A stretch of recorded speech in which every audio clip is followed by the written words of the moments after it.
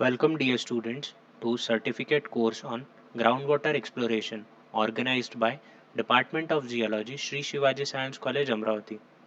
I, Saurabh Paunikar, Assistant Professor, Department of Geology, Shri Shivaji Science College, Amravati, will be discussing today's topic on. Let's start today's topic on specific yield and specific retention.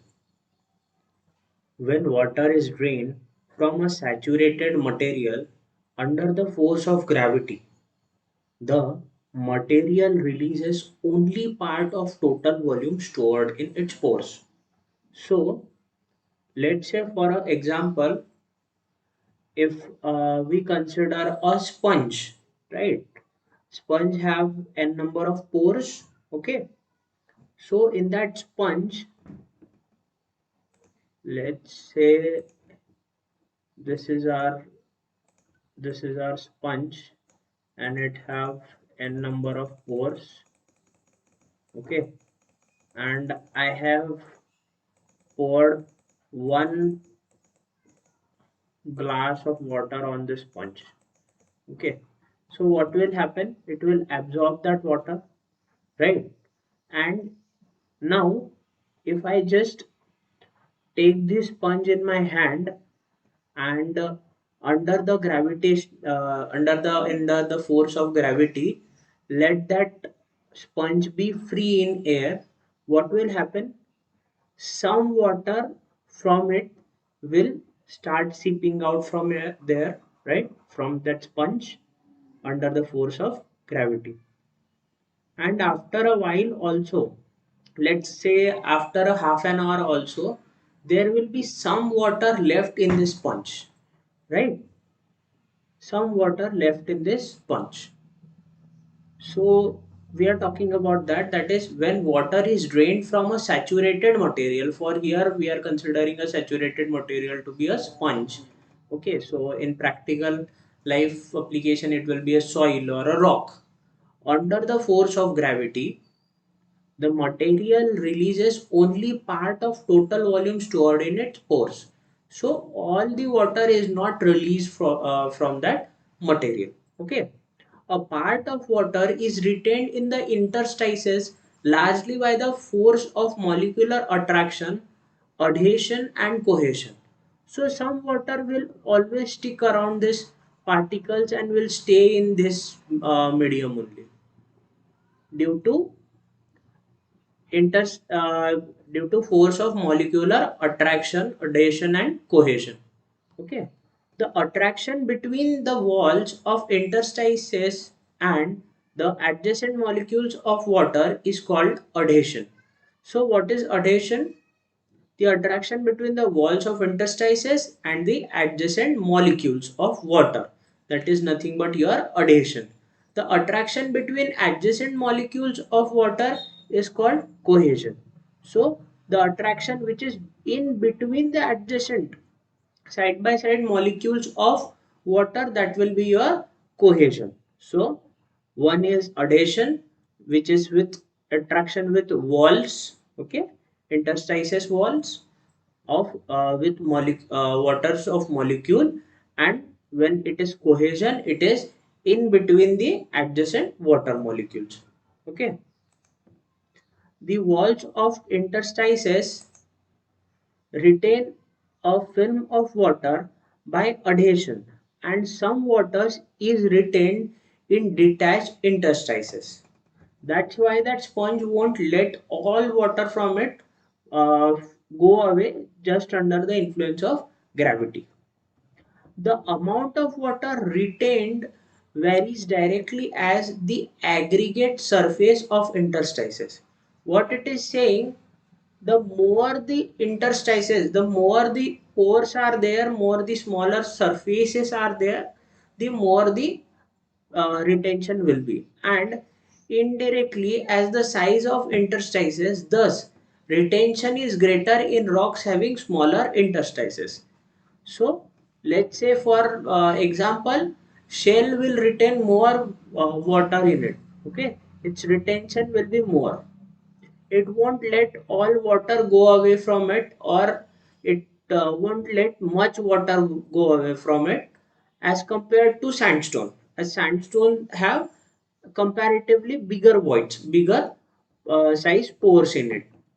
The amount of water retained in interstices also depend on the time of drainage, on the temperature and mineral composition of groundwater, which affects the surface texture.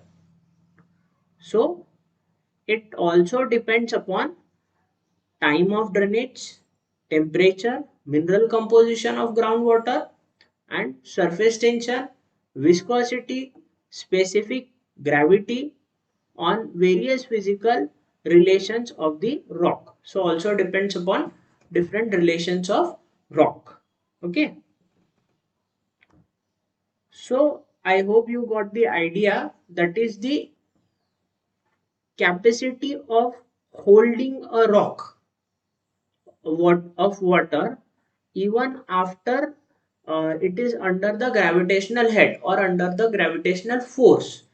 That will be nothing but specific retention. Okay, so let's say for an example, a rock is there, but it have porosity to be 50%. A rock's porosity is 50%.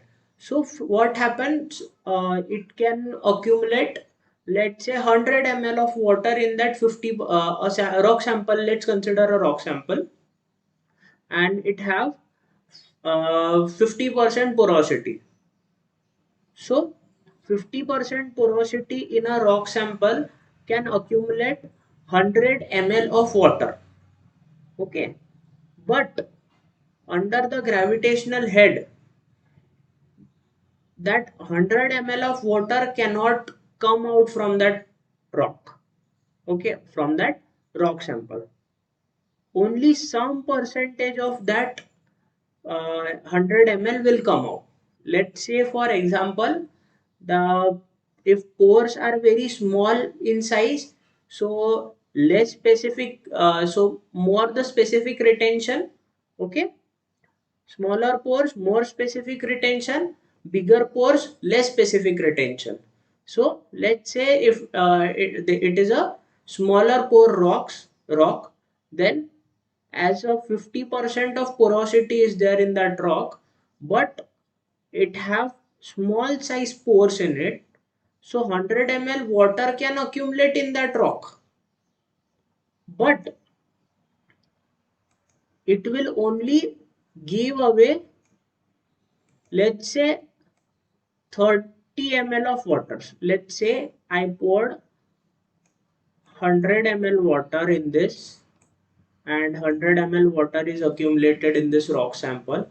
It have 50% porosity. Okay, so let's say in that 50% porosity, 100 ml water is accumulated, for instance.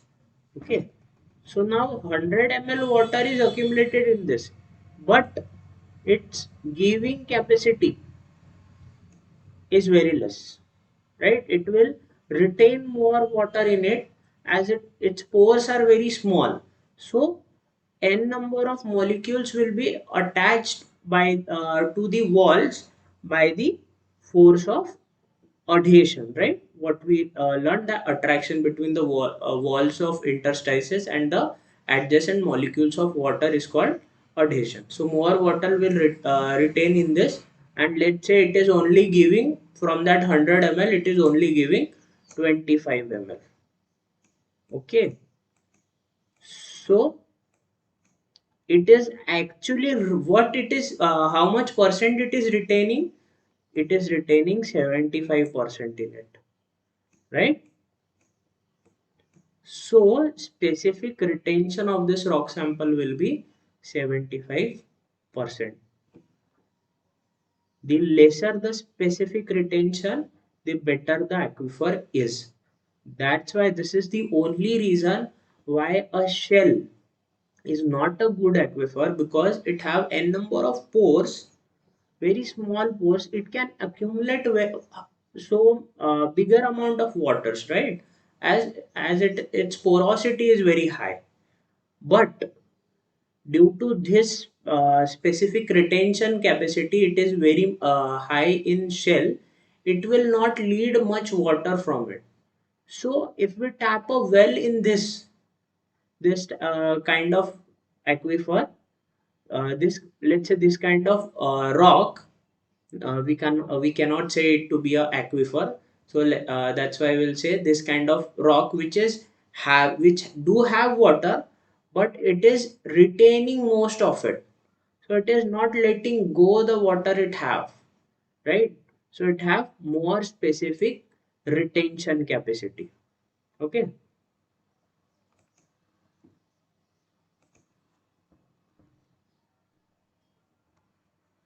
Now this diagram is very well telling us, let's say this is one full sample. This is a soil sample, and in a soil sample you very well understand if this is a soil sample. So most of it will be particles, and let's say I'm drawing this. These are its void spaces. Okay, this is its porosity. So water can accumulate in all these voids, pore spaces, if the material is saturated. But it will not go all the water which it is containing. So the water it holds back, that is nothing but your specific retention. So now you can see, and the water it will give, that will be your specific yield. So now you can see the clay have very small pores, so your specific retention is more and specific yield is less. Let's say sand, more, here material is more, but specific retention is less, and comparatively specific yield is more. Gravel, now again see, material is more, but again comparatively specific retention is less, and in total specific yield is more. What we are concerned is specific yield, because ultimately we want groundwater, right? If we are piercing a well in an aquifer in underground, so we want it to yield water to us, right? So that's why this specific retention is most important. Here solids are more as compared to this, so water it can be more in this section, in this rock formation, right? But it is not giving that much of water to us. If we tap it, it will give this much of water only, and this column will give this much of water, but solids are more, but that's fine, right? Its specific retention is comparatively very less. Again, gravel sand mix, now see, the solids are slowly increasing, right? Gravel sand mix, again specific retention very less, very big holes, loosely packed, and specific yield is more. Then sandstone have more mass, solids are more, specific retention is less, and specific yield is comparatively more, but not more than gravels, loose gravel structure. Okay. Shell shell have more material, lesser specific retention, and lesser specific yield. So its primary porosity is n number of times less. Limestone, more material, more solids, less specific retention, and more or less same the specific yield. Okay.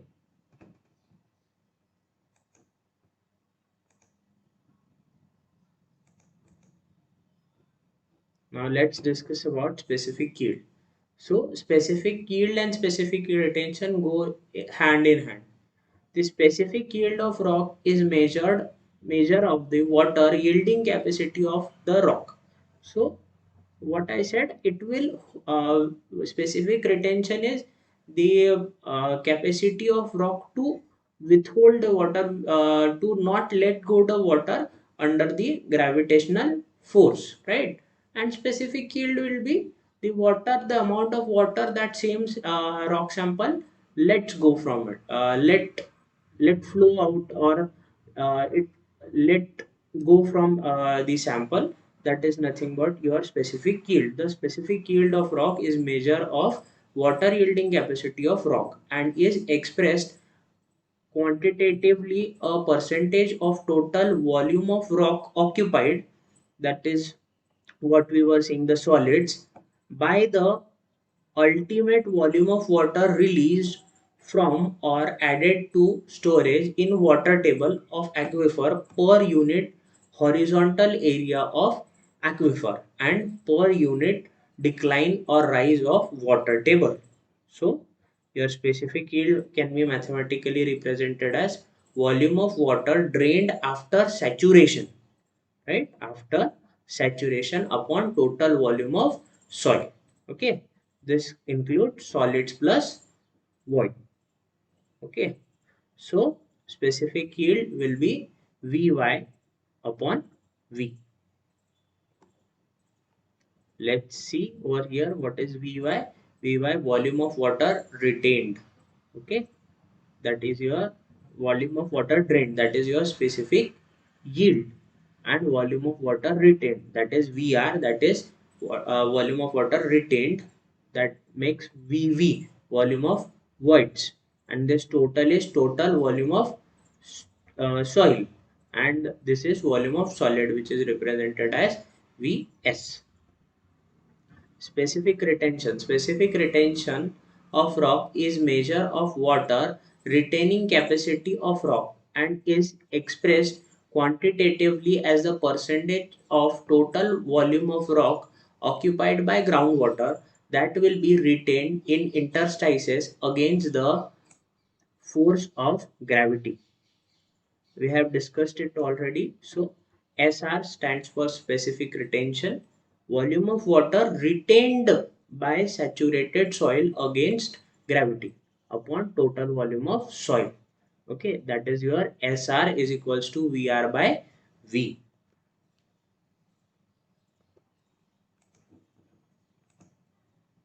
So this makes specific yield plus specific retention, that will be your Vy plus VR by V.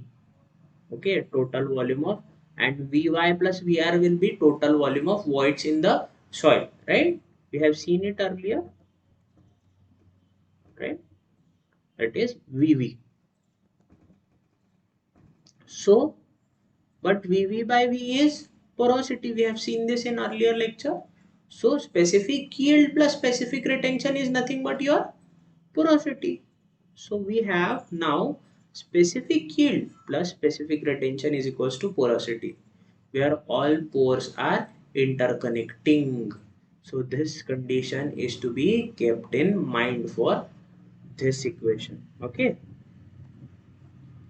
Specific yield plus specific retention equals to porosity of an aquifer.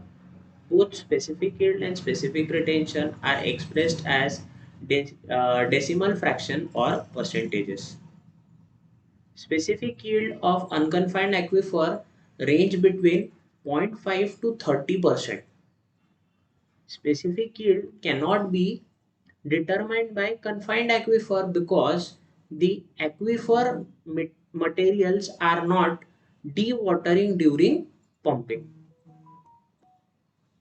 Now this is the representative specific yield ranges for selected material by Walton 1970. So clay is 10 to 15%. So it can occupy more water in it, but it is giving only 10 to 1 to 10% of it. So this cannot be a good aquifer. Okay. So aquifer should have your more specific yield capacities. Sand 10 to 30%, gravel 15 to 30%, sand and gravel 15 to 25%, sandstone 5 to 15%, shell, that is 0.5 to 5%. This is not a good aquifer again, right? And limestone 0.5 to 5, and it may vary depending upon if a rock is compact, if a limestone is compact, or it is more dissolvable and it have more number of cavities in them. Okay, these are my references. Thank you. Hope you have a great day ahead.